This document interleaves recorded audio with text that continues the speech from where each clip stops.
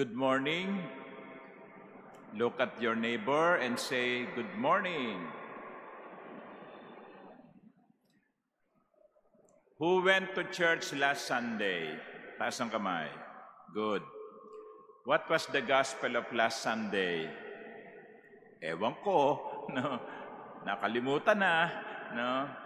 Last Sunday, the gospel was about the commandments. Remember? Jesus was asked, which of these is the first commandment? And then Jesus said, love God with all your heart, with all your soul, with all your mind, with all your strength. And the second commandment is, love your neighbor as yourself. Tama? Ay, oo, Father. Oo, naalala ko na. Yan. That was last Sunday. Today, our gospel shows two concretizations of those commandments. The first reading is about a widow with her son. Then it's also about a prophet, Elijah. There was famine all over. And Elijah asked the widow, please give me some water. And then the widow gave him water. And of course, after the water, Elijah said, oh, give me bread na rin. Yan. Parang, di ba, ganun tayo kung minsan, hihingi ng kape, pero samahan mo na ng tinapay. No? So, ang sabi ng babae, well, katunayan po, magluluto ako para sa akin at sa aking anak. Pagkatapos ito, wala na kaming kakainin, hihintayin na lamang namin na mamatay kami. There was nothing more to eat. And so the widow was a little bit hesitant to share the bread with the prophet Elijah. But eventually, with the promise that the jar of flour and the jar of oil will not be empty, finally, the widow gave the share to Elijah. Love of neighbor, nagbibigay sa kapitbahay, nagbibigay sa kapwa. The gospel is also about a widow. And the Lord praised the widow because she gave everything that she had to the temple. Sabi ng Panginoon, yung mga yan, yung iba, nagbigay mula sa kanilang kalabisan. Pero itong babaeng balong ito, nagbigay siya mula sa kanyang kakapusan. At pinuri ni Jesus yung balong babae. Love of God. Love of God. She gave everything to the Lord. So our gospel and the first reading, they're about giving. Giving as an expression of love. Giving as an expression of loving. We can always say to people, I love you. But unless that love, that saying is made into a concrete action, nothing means anything. And so at this point, my dear brothers and sisters, I ask you, what type of giver are you? Anong klase kayong nagbibigay? Sinasabi na meron 3 klase ng pagbibigay o nagbibigay. Ano tayo doon sa 3 yon? The first type of giver is the grudge giver. Grudge giver.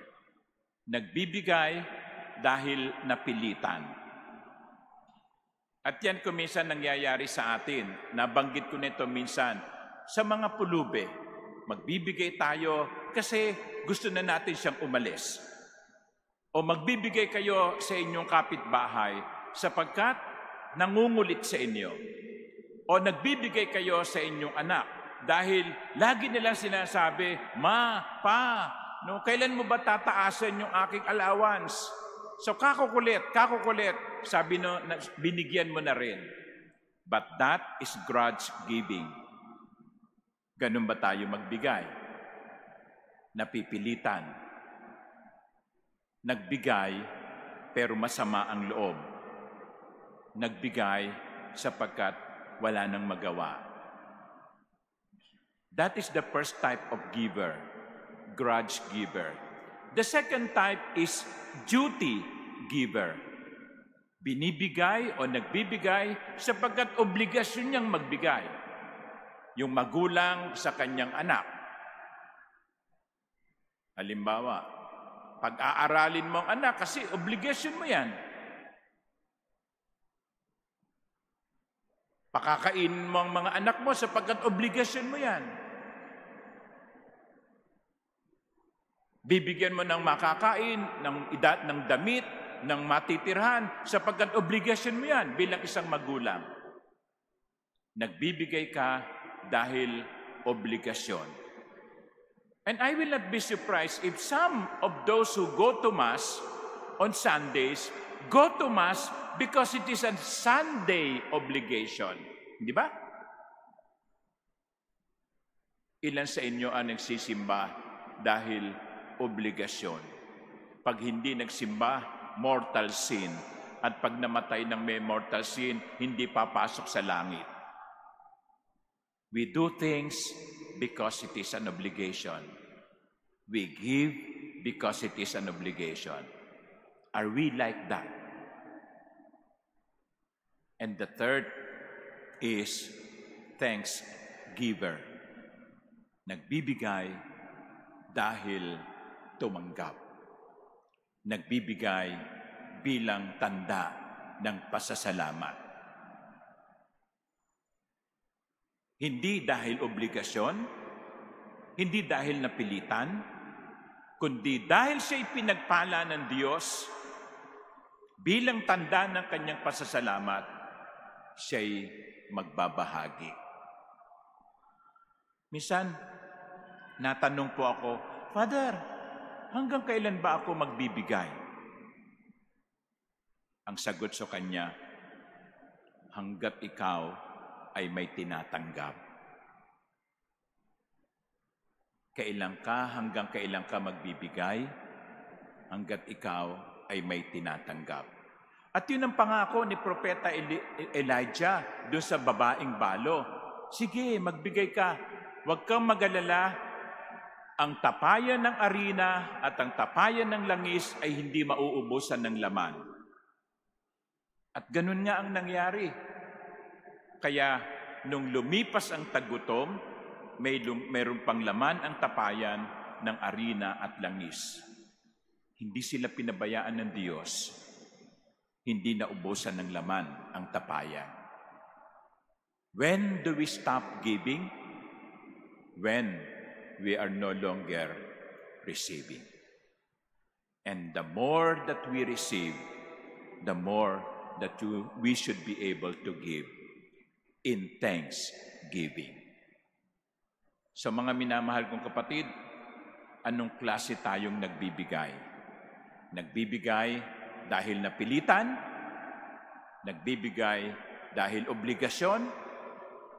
O nagbibigay dahil nagpapasalamat? Finally, there is the model of Jesus in the gospel. Jesus was observing the people who are giving. But have we observed Jesus also giving? Minamasdan ni Jesus yung mga nagbibigay, pero masdan natin si Jesus na nagbigay. Sabi dito, yung babaeng balo nagbigay ng 2 salapi, 2 small coins. Jesus also gave 2. His divinity and His humanity. Hindi ba siya totoong Diyos at totoong tao? At ang dalawang iyon, ang kanyang pagka-Diyos at ang kanyang pagkatao ay buong-buo niyang ibinigay. And that is Jesus, our model of giving. He gave everything for us.